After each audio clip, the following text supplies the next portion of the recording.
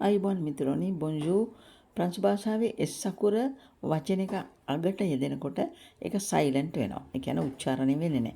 ඊළඟට වචනේ මුල වොයල් එකක් නැත්නම් ආ ඊ ඕ ඌ කියන පදයක් මේ අකුරකින් දිච්ච පදයක් තියෙනවා නම් අන්න එතකොට මුල S අකුර ස විදියට ශබ්ද නැගෙනවා. උදාහරණයක් කිව්වොත් අපි නූ සමෝන් nous avons we have කියන එක nu කියන්නේ we avons කියන්නේ have nous avons we have බොහෝ වෙලාවට මුල තියෙන s එකක් ශබ්ද වෙනවා ඒකට අග තියෙන s එක ශබ්ද වෙන්නේ ඒ වගේම මැද තියෙන s එක ශබ්ද වෙනවා අපි බලමු දැන් මේ දවස්වල ප්‍රසිද්ධ මේ හරි ප්‍රසිද්ධ ජනප්‍රිය කියමනක් තියෙනනේ අචින්තිතම්පි භවති කියන එක අපි බලමු කොහොමද ප්‍රංශයෙන් එක හඳුන්වලා දෙන්න පුළුවන් කියලා les choses qui arrivent, nous n'avons jamais pensé. Les choses qui arrivent, nous n'avons jamais pensé. මෙතන බලන්න ලේ කියන එකේ s අකුර ශබ්ද වෙන්නේ නැහැ. ඒ වගේම shoes කියන එකේ s අකුර ශබ්ද වෙන්නේ නැහැ. ඇහිවොන් කියන එක ඇහිව් කියලා තමයි ශබ්ද වෙන්නේ. ඊළඟට nu කියන එකේ නැවත පාරක් s අකුර ශබ්ද වෙන්නේ නැහැ. නියවොන් කියන එකේ S අකුර අන්තිමට ශබ්ද නැහැ. ජමේ කියන එකෙත් ශබ්ද වෙන්නේ නැහැ. ඔන්න පොන්සේ මැද තියෙන අකුර ශබ්ද වෙනවා. les choses qui arrivent nous n'avons jamais pensé. ni avons කියන එක අපි n'avons කියලා කියන වොයල් එකත් එක්ක වොයල් දෙකක් ශබ්ද එකට එකතු කරලා n'avons. ඊළඟට දැන් ඒ කියන්නේ සිදුවන දේවල් අපි කවදාවත් නොහිතපු දේවල්. jamais pensé අපි කවදාවත් හිතුවේ නැහැ. බලමු මොනවද එහෙම වෙන්නේ කියලා. nous n'avons jamais pensé අපි කවදාවත් හිතපු නැති දෙයක් මොකද වෙන්නේ j'avais prévu de voyager à Dubai මං සූදානම් වෙලා හිටියා ඩුබායි යන්න. ඔව් ඇත්තටම ප්‍රංශ යන හිටියේ ඩුබායි හරහා. j'avais අන්න එතන S අකුර silent. j'avais prévu de voyager à Dubai. voyager කියන්නේ සංචාරය කරනවා. ආ ඩුබායි කියන්නේ ඩුබායි වලට කියලා මං කියන්නේ. prévu කියන්නේ සූදානම් වෙනවා. කලින් සූදානම් වෙනවා කියන එක. j'avais prévu de voyager à Dubai. Les jours qui arrivent, nous n'avons jamais pensé. කියන එක දැන් අපි කිව්වා.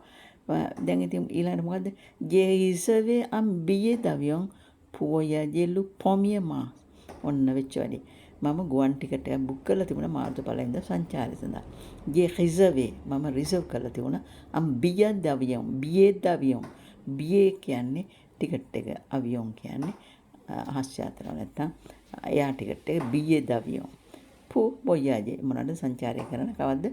le 1er mars. මාර්තු පළවෙනිදා. Je sens que j'ai de la chance d'avoir évasion étroite. Je sens que j'ai de la chance d'avoir évasion étroite.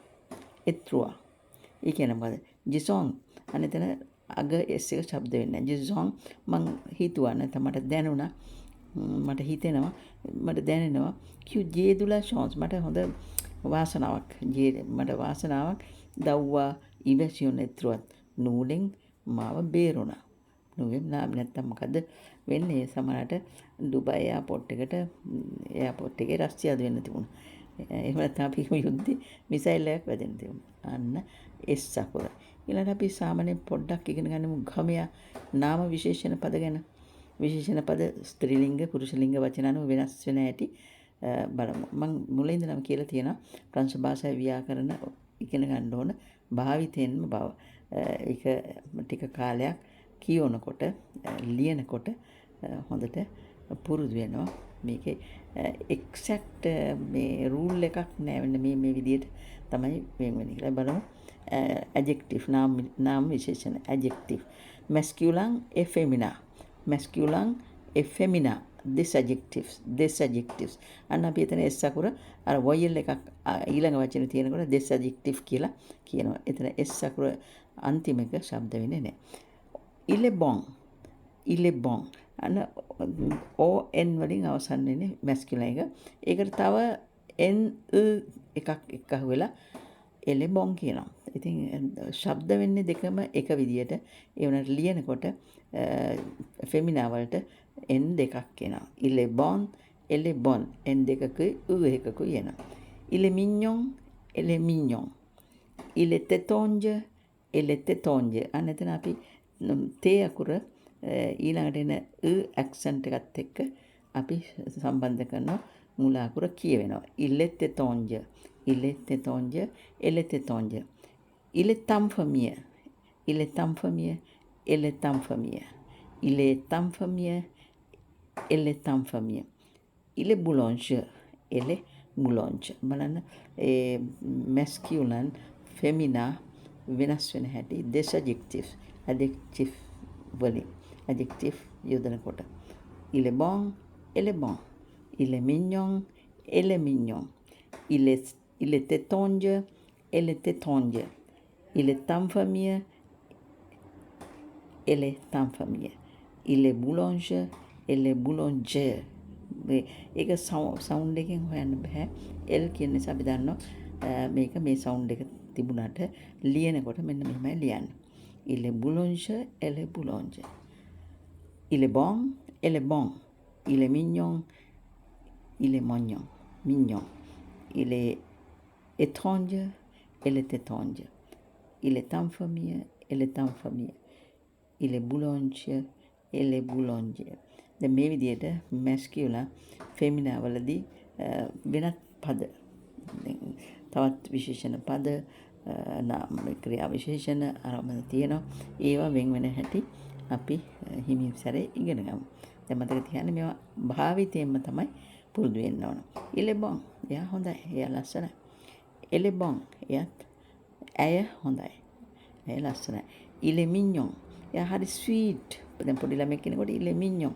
පොඩි ළමෙක් කෙනෙකුට අම්මෝ එයා il est mignon එයා චූටි එයා ලස්සනයි cute කියන්නේ elle est mignon she is sweet then il était tonge එයා foreigner කෙනෙක් එයා ආගන්තුකයෙක් elle était tonge එයා ආගන්තුක කාන්තාවක් il est temps famille එයා nurse කෙනෙක් elle est temps famille එයා nurse කෙනෙක් il est boulanger එයා bakery man කෙනෙක් elle est boulanger ඇය bakery woman කෙනෙක් ඔය විදිහට තමයි මේක කියවෙන්නේ හරිම ලස්සනයි ප්‍රංශ භාෂාව හොඳට ඉගෙනගෙන කතා කරනකොට ඇක්සන්ට් මොනවා වුණත් කමක් නැහැ ඒ කියන්නේ තම තමාගේ රටේ හැටියට ඒ භාෂාව බොහෝ අය වෙන වෙන විදිහට තමයි පාවිච්චි කරන්නේ මම කිව්වා එයා නැත්නම් ආර් ශබ්දේ තමන්ට ඕන නම් ර විදිහට ශබ්ද කරන්න පුළුවන් එහෙම නැත්නම් එයා විදිහට ශබ්ද කරන්න පුළුවන්